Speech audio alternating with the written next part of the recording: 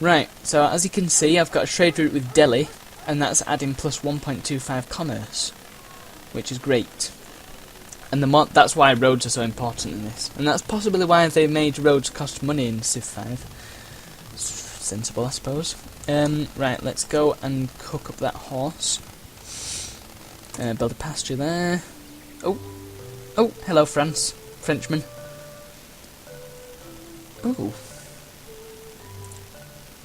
War is the business of barbarians, let us have peace. Okay, a first impression is a lasting one. What have I done? Do you not like India?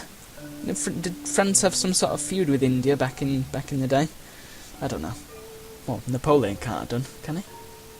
Oh, can he? No, because Gandhi was around in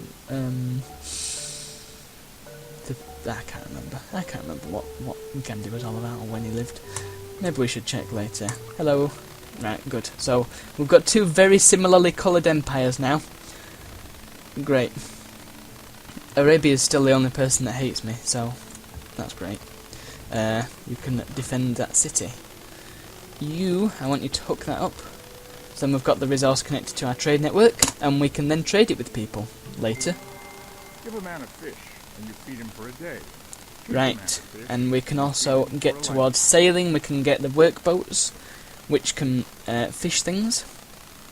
Leads to pottery. We've already got pottery. Keep up the game. And I think sailing could be our next stop. I think we've probably missed the Oracle by this stage. The Oracle gives us a free tech. Yeah, so let's go with sailing. I think sailing is going to be a big one. Fast worker, yep, we need that for the third city. Oh, and we've got a fourth city on the way as well. Where are we going to found that? That could be our coastal city down, or it could be our iron city down here. So, I'll move my worker down here, and he's on the hill, so that means he can bust as much fog as he is humanly possible. Yeah, that was a sentence. I can go and get that pig with this worker. And yeah, it's all coming together now. It's all starting to get very interesting. Build a pasture there, man. And he's built the horse there. He's not built the horse, he's built a load of wood around the horse. Now then, monasteries. Monastery allows us to spread our religion, which is really what we want in the long term.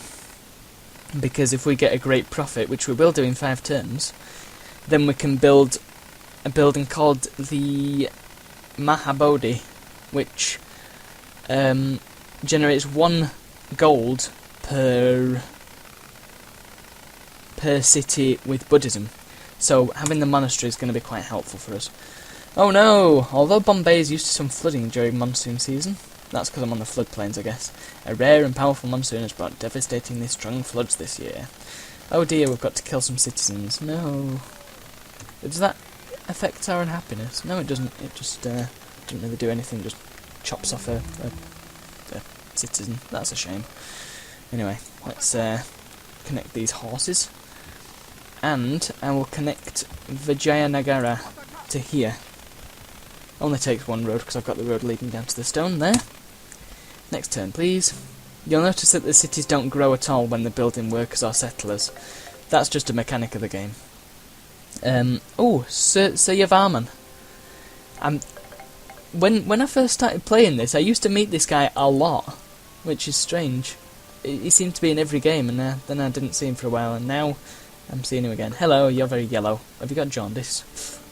You might want to get that checked out. But we can't build hospitals until like 1940, so forget that.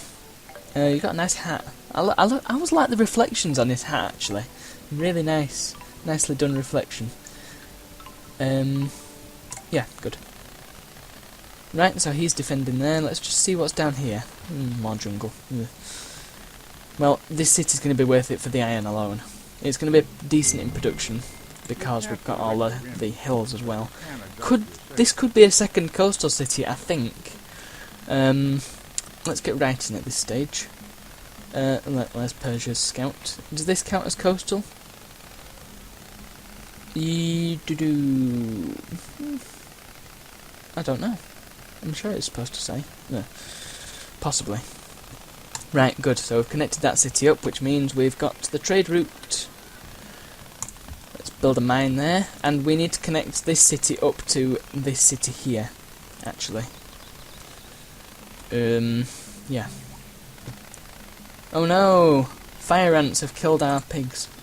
Brilliant, and then we've got to go and build that again. Just defends that. Yay, Buddhism spread. I think the roads do help with automatically spreading religions, which is always helpful. Oh! No, my scout was killed by a warrior. Persia, do you want open borders with me? Well, I've decided I'm going to kill you, so probably not. I'm not going to build another scout. Although, actually... Oh, sorry. Oh. Let's build a barracks first, before we build a scout. That might be more useful. And by the way, W is the button to switch to the next unit that you can move. Very useful hotkey. Could do building a road to this. Also, Alt X is the one that you use if you want to make dot maps. Again, very useful. I should probably change the colour of them actually, because I can barely see them. Black. Black looks a bit menacing. How about white? I can't see white either, good grief. Can you see grey? That's even worse. Blue.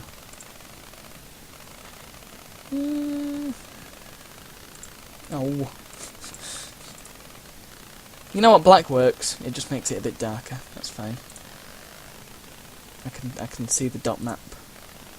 I leave them on because it lets me see where my cities can work. It's very useful to know. Oops, I put that in the wrong place. And actually we could set some more up, I suppose. Not yet though. Let's just close that. The silk could be useful to have. It looks like Persia's got another city there.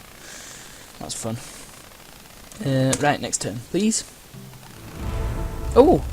Mo-tzu, great prophet. The task of the human-hearted person is to procure benefits from the world, for the world, and to eliminate its calamities.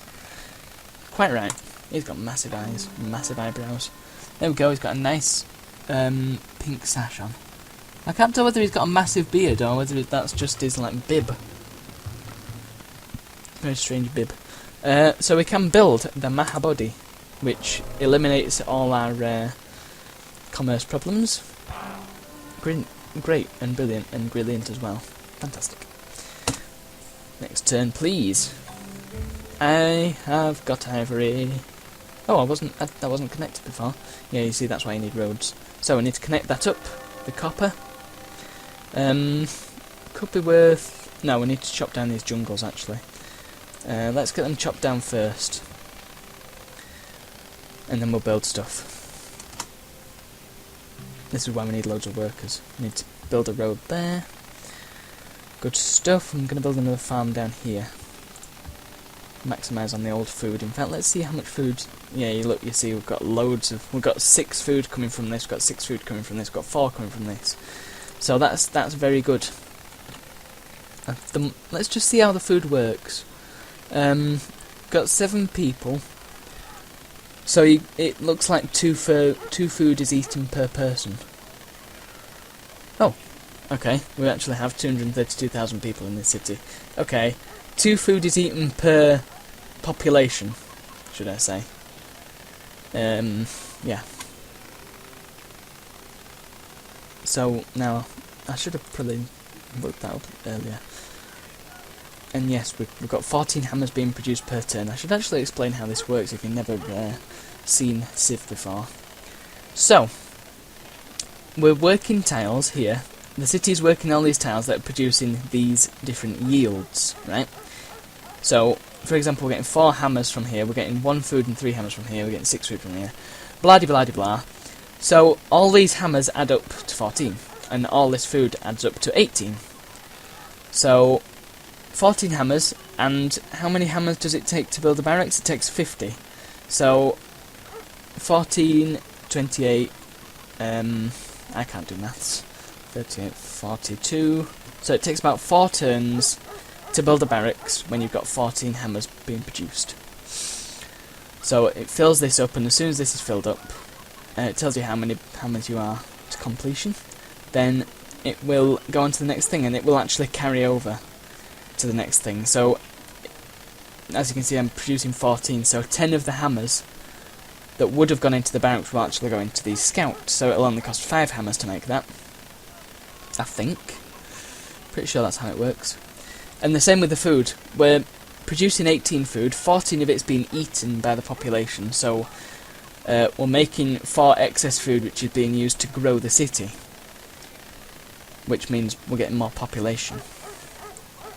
And the bigger the city, the angrier the people get, and the sicker the people get. So we should actually be working on making our people happier. Don't know how we're going to do that. We could try and trade away some stuff. Let's go and have a chat with somebody we like Khmer. We like him. He's weak. Oh, we can't trade with him. Okay, screw you then. Oh, it's Cyrus who's got writing. I see.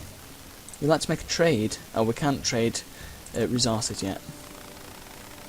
Can't remember which tech you require to be able to trade. It might be paper, actually. Or alphabet, maybe.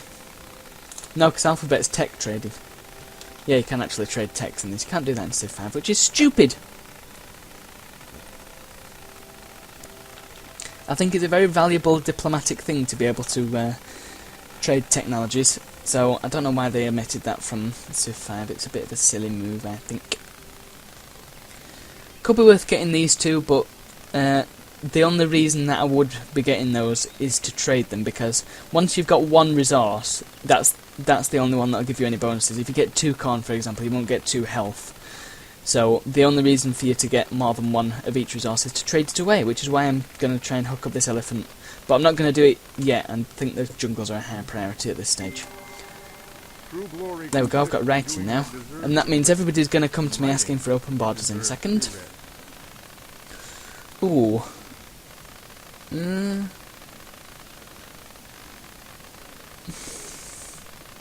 Parthenon and the Temple of Artemis. Let's see what they do, actually.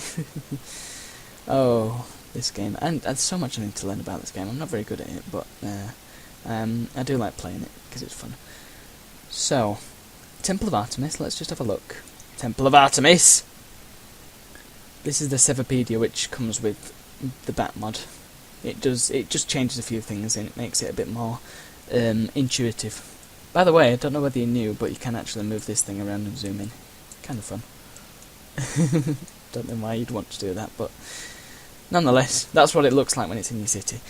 Oh, the Temple of Artemis increases its city's trade route income and places a priest specialist in the city. Specialists, I don't really know how to use them, gotta be honest with you.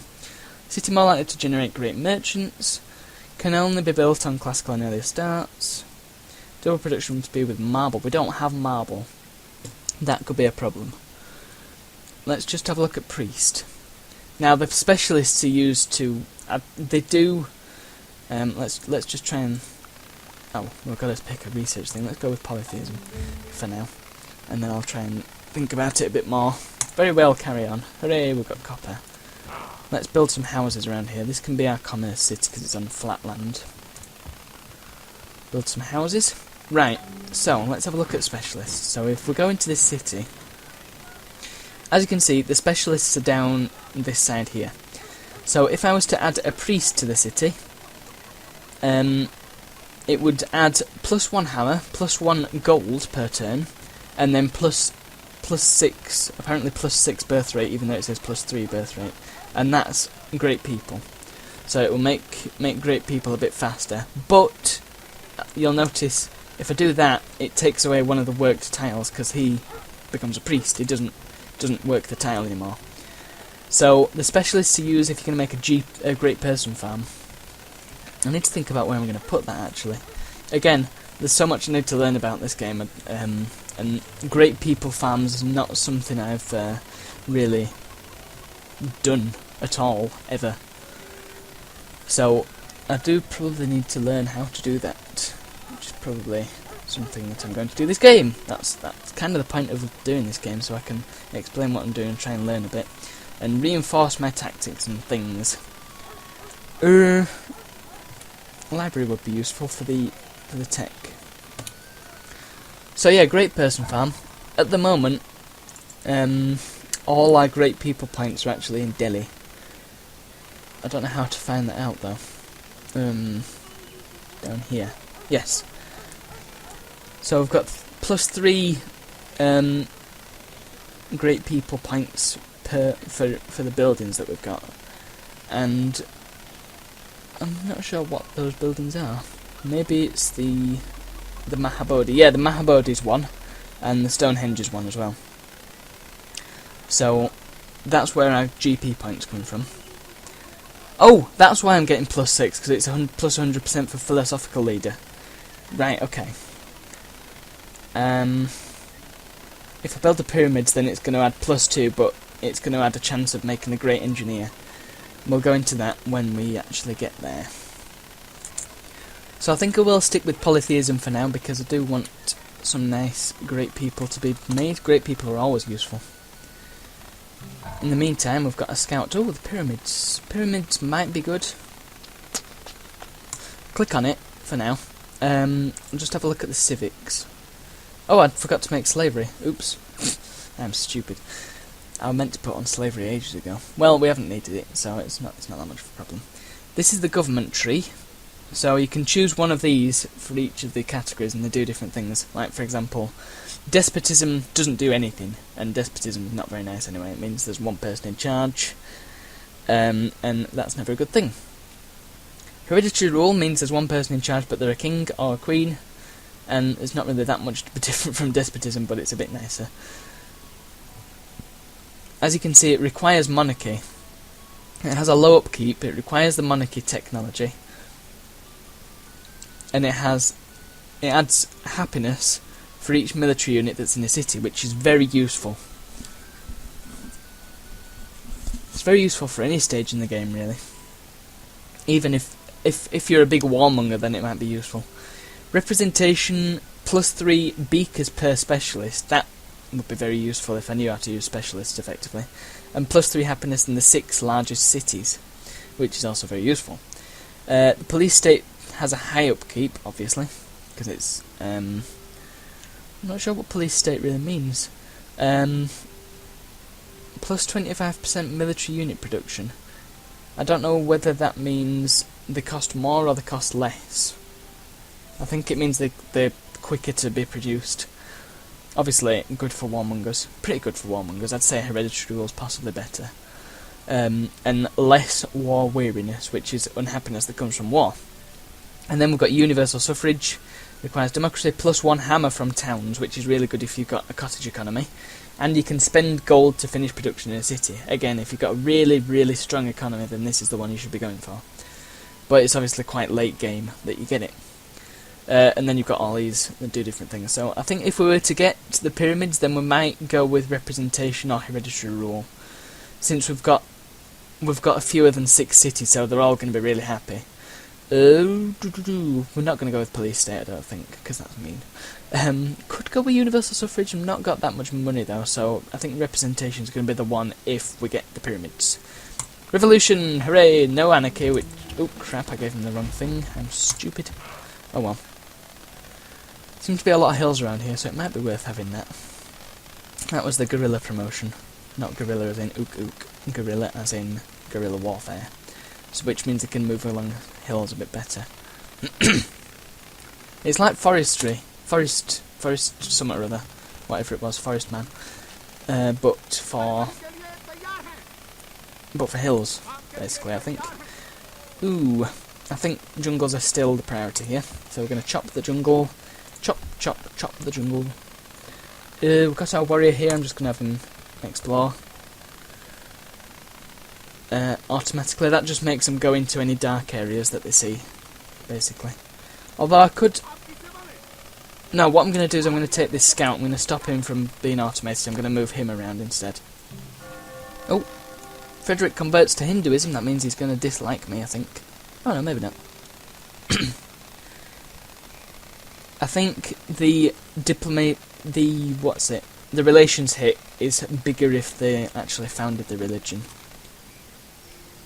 As you can see, the Germans only have a -1 relations hit from being a follower of Hinduism, whereas the Arabs have a -4 relations hit because they founded it. I think that's how it works. Must be how it works, because that would be the most sensible thing. Anyway, this guy's got red eyes, that means he's evil.